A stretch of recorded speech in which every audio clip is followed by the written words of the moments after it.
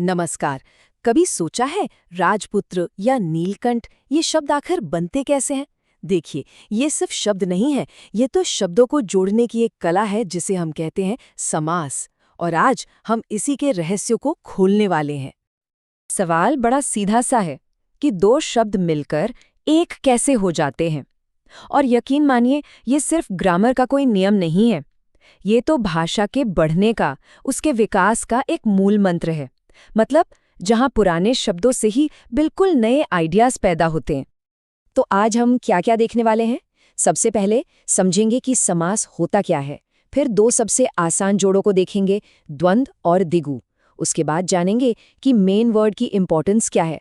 और हाँ, फिर आएगा सबसे मजेदार हिस्सा, बहुव्रीहि, जब मतलब कुछ और ही निकल आता है। और आखिर में इन्हें पहचानने की ट्रिक भी सीखेंगे। तो चलिए शुरू करते हैं। सबसे पहला सवाल, आखिर ये समास है क्या भला, और इसे शब्दों का शॉर्टकट क्यों कहते हैं? देखिए, समास को समझने का सबसे बढ़िया तरीका है, इसे आप समझिए जैसे ये भाषा के लेगो ब्लॉक्स हों, है ना? जैसे छोटे छोटे ब्लॉक्स जोड़कर हम कुछ एकदम नया बना देते हैं, बस वैसे ही समास दो या ज्यादा शब्दों को मिलाकर एक नया, छोटा और ज्यादा मीनिंगफुल शब्द बना देता है। ये भाषा को स्मार्ट और खूबसूरत बनाने का एक तरीका है बस। समास के वैसे तो कई टाइप हैं, पर हम शुरू करेंगे दो सबसे आसान वालों से।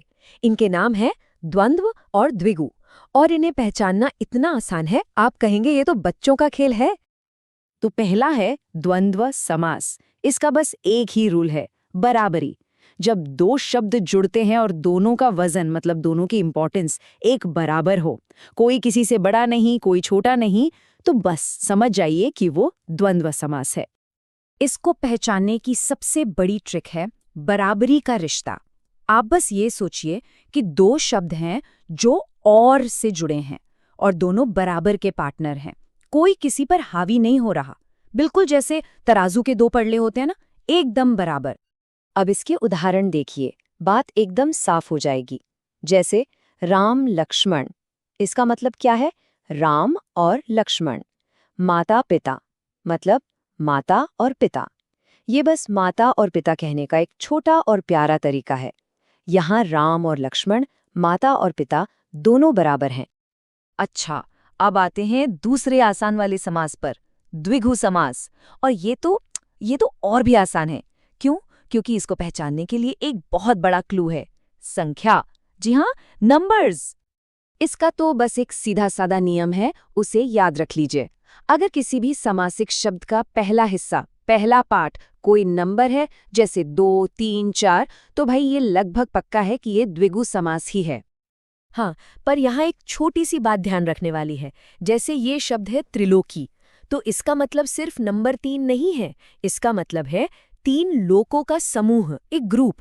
वैसे ही सप्तऋषि का मतलब है 7 ऋषियों का समूह। तो नंबर तो है, पर वो किसी ग्रुप की तरफ इशारा कर रहा है। तो ठीक है, अभी तक हमने बराबरी वाले यानी द्वंद्व और नंबर वाले यानी द्विगु समास देख लिए। अब कहानी में थोड़ा ट्विस्ट है। अब हम उन टाइप के समास को देखेंगे जहां शब्दों में बराबरी नहीं होती, बल्कि एक शब्द बॉस होता है और दूसरा उसकी मदद करता है। तो यहाँ पर दो बड़े मजेदार टाइप हैं जहां एक वर्ड मेन होता है। पहला है तत्पुरुष समास। इसमें शब्द का दूसरा हिस्सा मेन होता है। जैसे राजपुत्र, मतलब राजा का पुत्र।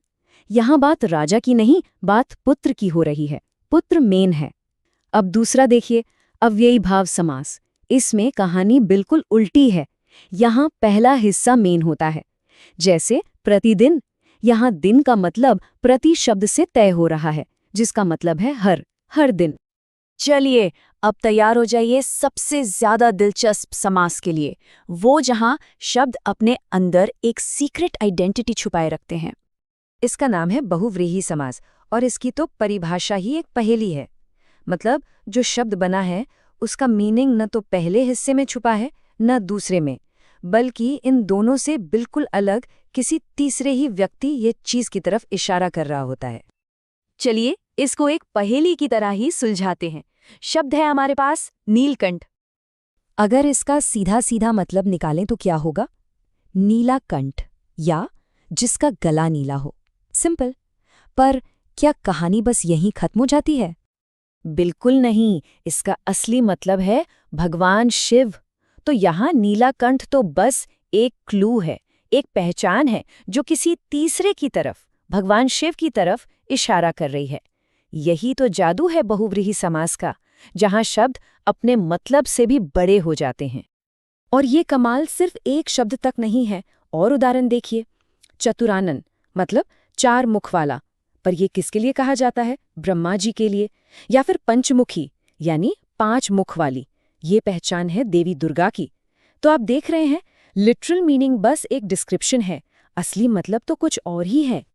तो हमने सभी मेन टाइप्स तो देख लिए, पर असली सवाल तो ये है कि जब कोई नया शब्द सामने आए तो उसे फटाफट कैसे पहचाने? इसका कोई आसान तरीका है क्या? बिल्कुल है। ये एक सिंपल सी चेकलिस्ट है। किसी भी शब्द को देखिए और खुद से ये सवाल पूछिए। नंबर 1, क्या पहला शब्द कोई नंबर है? तो ये शायद द्विगु है। नंबर 2, क्या ये 2 बराबर के शब्द हैं जो और से जुड़े हैं? तो ये द्वंद्व हो सकता है। नंबर 3, क्या इसका मतलब किसी तीसरे सीक्रेट आइडेंटिटी की तरफ है? तो ये पक्का बहुव्रीहि है। नंबर 4, क्या पहला हिस्सा एक अव्यय है और वही मेन है? तो ये अव्ययी भाव है। और 5वां, क्या दूसरा शब्द मेन सब्जेक्ट है? तो ये तत्पुरुष है। बस इन सवालों से आप किसी भी समास को पकड़ सकते हैं। तो आखिर में हम क्या कह सकते हैं? यही कि समास सिर्फ ग्रामर का कोई सूखा सा नियम नहीं है। ये तो भाषा की एफिशिएंसी की पोएट्री है, कम शब्दों में ज्यादा कहने की कला। तो अब जब ये कोड क्रैक हो ही गया है, तो क्यों ना अपने आसपास की दुनिया में इन शब्दों को ढूंढा जाए, अपनी किताबों में, लोगों की बातों में। देखिए तो सही, अब कौन कौन से सामासिक शब्द हैं जिन्हें आप पहचान सकते हैं।